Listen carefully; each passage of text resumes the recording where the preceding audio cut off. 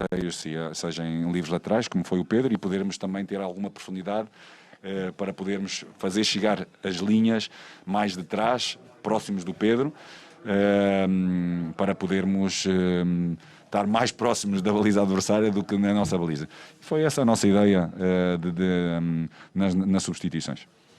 Aqui, Paulo, boa noite, tudo bem? Logo depois do segundo gol, quando o Gabigol fez, me chamou a atenção ali na comemoração que você puxou o Isla, parece, se eu não me engano, o Thiago Maia também, o Pablo chegou um pouquinho perto. Parecia que você estava dando algumas instruções defensivas ali, não sei se de posicionamento, enfim, alguma coisa que você queria. É a sua maior preocupação no Flamengo atualmente a questão defensiva mesmo, como o time se porta defensivamente, já que parece que ofensivamente o time vem fluindo bem? Esse equilíbrio que você busca, a preocupação seria mais defensiva e especificamente hoje o setor ali do lado direito do campo te preocupava mais? Não, olha, normalmente eu não dissocio os momentos do jogo. E claro que o momento da nossa organização defensiva é algo que nós trabalhamos, procuramos melhorar, mas trabalhamos todas as duas transições, a nossa organização ofensiva. Vou repetir aquilo que disse anteriormente. Para mim, a minha concepção melhor defensiva é podermos ter o mais tempo possível a bola e defender exclusivamente numa transição defensiva, no momento da perda, onde nós estamos organizados a recuperá-lo o mais rapidamente possível. E o que acontece, ou seja, nós realmente, hoje foi o jogo destes últimos jogos em que concedemos mais condições ao adversário de poderem criar situações de golo. Mas se nós virmos e analisarmos todos os outros jogos anteriores, os nossos adversários não têm muitas ocasiões. Ou seja, nós, mesmo num bloco baixo, temos capacidade para o poder defender bem. Hoje, sobretudo, sofremos, faltou mais intensidade, sem dúvida, em individuais, coletivos, mas também temos que entender com o contexto, o número de jogos, o nosso adversário, fora de casa, tudo aquilo que nós fizemos acabou por ser positivo o resultado que nós conseguimos aqui, porque não é um campo fácil, não é um estádio fácil, não é um adversário fácil, por mais que possam dizer, não é um adversário fácil, e nós poderíamos, sem dúvida, ter construído este resultado até antes e dar-nos muito maior tranquilidade para fazer uma melhor gestão do jogo. E isso não aconteceu, ou seja, no nosso melhor momento até acabámos por sofrer o golo, mas o mais importante foi o resultado, foi consolidar aquilo que nós temos vindo a fazer. Última pergunta. Paulo, boa noite. Boa noite. Guilherme aqui da Rádio Bangu. Você falava agora de não ser um estádio fácil, de não ser um adversário fácil. Não sei se o senhor sabia, mas o Flamengo nunca venceu aqui no Chile na fase de grupos da Libertadores. Queria saber de você, assim, o quanto é importante essa vitória, que deixa o Flamengo invicto na competição. Muito importante a questão dos 3 pontos, não ter perdido ainda. O Flamengo pode se classificar já para as oitavas, vencendo o próximo jogo contra o Talheres. Queria saber, assim, para você, para a continuidade do seu trabalho, tem Copa do Brasil final de semana, Brasileiro, que é uma tabela insana também. Essa vitória aqui hoje, esse recorde também que você quebra, o Flamengo tendo a sua primeira vitória aqui na fase de grupos. Agradeço-lhe imenso a sua pergunta, porque é uma pergunta super positiva, dentro daquilo que demonstrou na dificuldade de ganhar aqui, na capacidade que nós tivemos para criar, para fazermos mais golos, fora ganhando e fazer 3 golos não é fácil, não é para todos, e nós assim o conseguimos, por isso é irmos continuando a evoluir e melhorando aquilo que temos que vir melhorando com vitórias como esta. Bom regresso a todos. Muito bem, bom regresso a todos, é isso. Terminou a coletiva ali do Paulo Souza com o Bruno Henrique. Vitória do Flamengo, como lembrar ali, ó, é isso, né? O Flamengo jamais tinha vencido a Católica neste estádio. Eram 3 derrotas e um empate aí na história. Mais recente, uma derrota em 2017, inclusive, gol do Santiago Silva e tal. O Ilharão falou da pressão que é lá, o Flamengo consegue quebrar esse tabu. Mas estava falando, vamos ouvir o Paulo Souza com relação às substituições.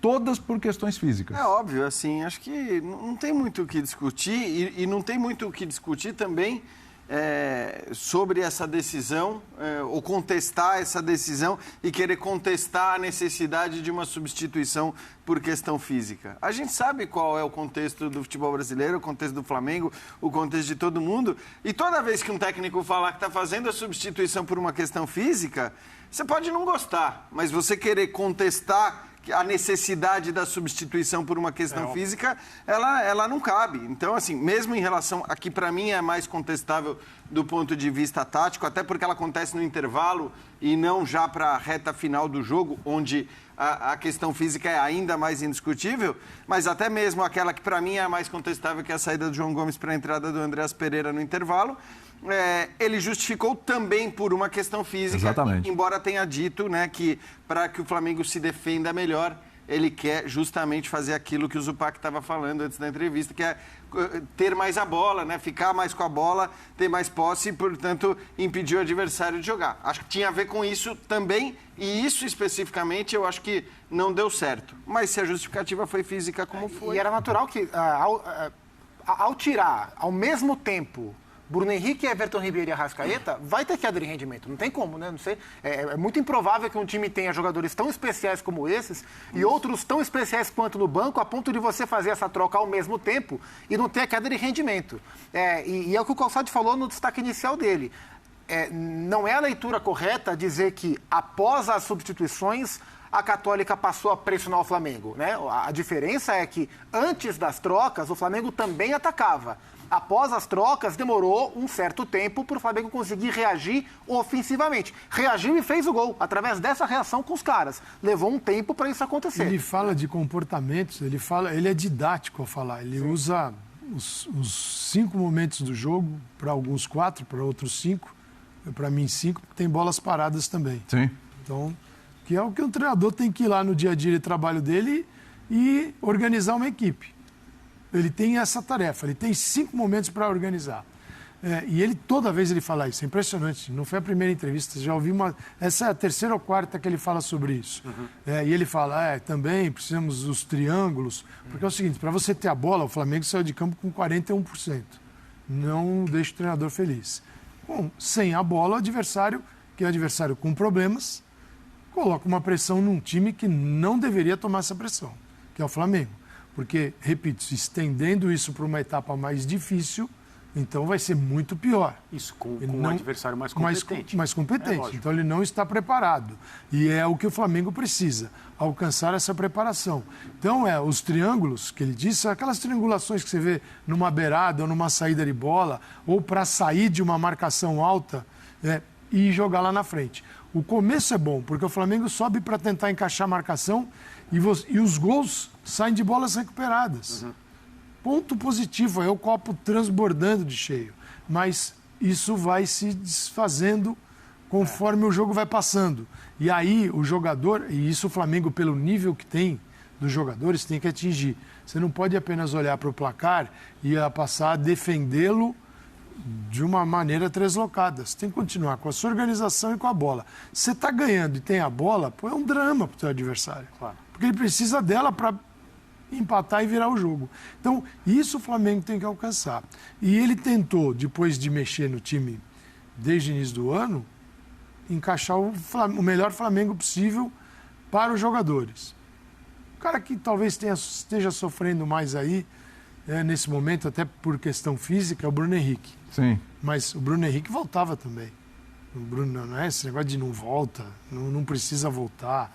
Então, em que futebol não precisa? Porque no futebol dos grandes todos voltam. A gente quer jogar um futebol de pequeno ou de grande. A gente tem que escolher. Porque quando você vê o time um grande time, o Vinícius Júnior volta no Real Madrid. É só ter assistido o Liverpool e City e Real Madrid na terça-feira. Mas ele tem pique para ir voltar, o Bruno Henrique? Ele está num estágio físico. Quem viu PSG e Real Madrid viu o que acontece quando não se volta. Exato. Né? Então, lá atrás. Então, isso é claro no futebol. Ele hoje tem problemas físicos. Essa é a questão. Por isso que é o seguinte, Bruno, eu tenho uma missão para você e conto com você. Até a hora que você aguentar. Depois eu troco. E ele resolveu a missão para ele. É simples. Agora, do ponto de vista da contagem de oportunidades, ele está certo. Né? Não foram muitas oportunidades que o Flamengo permitiu hoje. Mas o calor foi grande, porque a posse ficou com o time chileno, a bola rondou a área, era uma coisa que a bola não saía do campo de defesa do Flamengo, e isso é um problema. Então, eu concordo com o Paulo Sousa quando ele diz não concedemos muitas oportunidades para o adversário, mas concedemos a chance para que elas surgissem, e por muito tempo, e muitas vezes. Por isso que contra um adversário melhor do que a Católica, talvez o Flamengo não tivesse a sorte que teve hoje. Isso é agravado por uma defesa ainda com problemas grotescos de posicionamento. Até que está trocando. Agora está inserido o Pablo. Está falando de defesa ou de sistema defensivo? Não, estou falando de agora dos três ali? Do fundo do campo. Mas e também passa a última linha. Você tem laterais, fazem parte. Você tem. E também convenhamos, né, Calçade, o que está mudando por questões de lesão. Tudo. É enorme. Esse difícil trio, alcançar, não sei, se a gente acho que elencar e fizer um levantamento sobre, né, que trios jogaram do Flamengo, a gente vai ter muito equilíbrio. Nesse trio específico tem o Arão, que não é zagueiro, o Felipe, que não é zagueiro, e o Pablo, que acabou de chegar. E detalhe, hein, com o Fabrício Bruno. Fabrício Bruno não está indo em condições físicas. Sim. Né? O Davi Luiz foi licenciado da função hoje, porque por problemas pessoais. Gustavo Henrique também ainda se recuperando. E o Rodrigo Caio é uma grande O Rodrigo Caio também é uma... Mas o Pablo fez uma partidaça. A pergunta feita sobre o Pablo foi muito pertinente, porque o gol contra, que eu até acho que não deveria ter sido dado contra, porque a minha impressão é que a bola ia pro gol. O segundo, você está falando do último, né? O segundo gol. O segundo da Católica. Mas o Pablo fez uma partidaça. Até fui olhar os números, de 6 duelos ele venceu 4. E pelo alto ganhou muito, né? Usou muita força. Então, assim, o Pablo fez uma partida bem boa, apesar de um sistema defensivo muito permissivo. Me chamou a atenção quando o Paulo Sousa fala de intensidade, que o time teve menos intensidade. Eu fui olhar os números de desarmes, porque assim, geralmente o time que tem menos posse desarma mais, porque está correndo atrás do adversário e está sempre ali beliscando. O Flamengo teve menos posse nos 2 tempos e teve bem menos desarmes, né? A Católica desarmou 17 vezes, o Flamengo desarmou 11. Então o time não teve bola e não conseguiu recuperar essa bola. E aí a bola ficou rondando, passeando o tempo inteiro ali e o time sentiu a falta de intensidade e ainda assim conseguiu vencer. Respondendo melhor a sua pergunta, refazendo a resposta, o problema é duplo. Quando você fala de sistema defensivo e defesa como última linha. A gente fala defesa, olha só para o fundo. A falha está nos dois. No sistema, que filtra muito pouco, e na defesa, que se posiciona mal. Então, assim, o sistema não elimina essas possibilidades, como disse o André, mas quando chega lá dentro, ainda tem desorganização. A gente separou até alguns lances para mostrar isso. O jogo de hoje mostra, o jogo do Tadieres mostra também. Então, porque a defesa muda muito, você não tem consistência, tem uma mudança de comportamento. Vai te ajudar aí, ó. Vamos lá. Aí, ó, você tem ali, olha, dá uma olhada. Assim, você tem 2 jogadores, você tem 3 para 2 e os 2 estão livres. Os 2 têm condição de receber a bola. Muito espaço. 3 para 2. Isso não pode acontecer nunca. Aí o Isla, ele entra e põe para dentro. Né? E aí, olha, agora Rio de Janeiro. Aí é o jogo do Tadieres. Também problemas lá no fundo do campo, que é um sistema todo.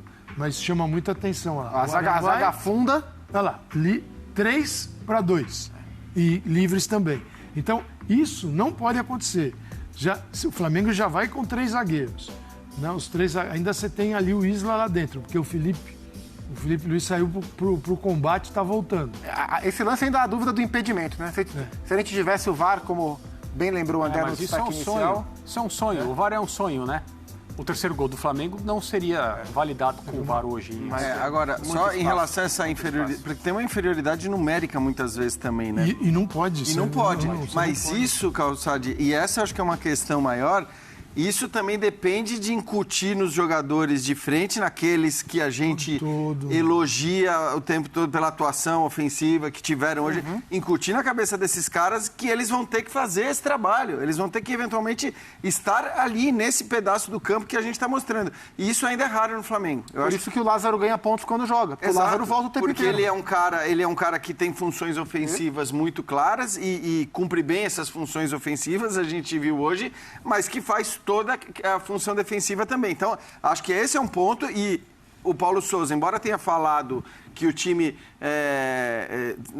concedeu poucas oportunidades, me parece que ele tem muito claro é muito clara essa questão na cabeça dele, né? Quando ele fala da tal intensidade, da cobertura que todo mundo vai ter que dar, e aí depois, tudo bem, ele fala também da triangulação, etc. Isso. Mas ele fala de muitas coisas, de muitos defeitos que ele ainda vê no time. A análise é muito próxima da nossa. É isso aí. Sendo que ele está, e entendo e acho justo que ele faça, valorizando o copo meio cheio, porque ele foi lá no Chile e ganhou o jogo. Né? Claro. Mas é muito curioso que um time como o Flamengo, com os jogadores que o Flamengo tem, especialmente do meio de campo para frente, e se você olhar para trás,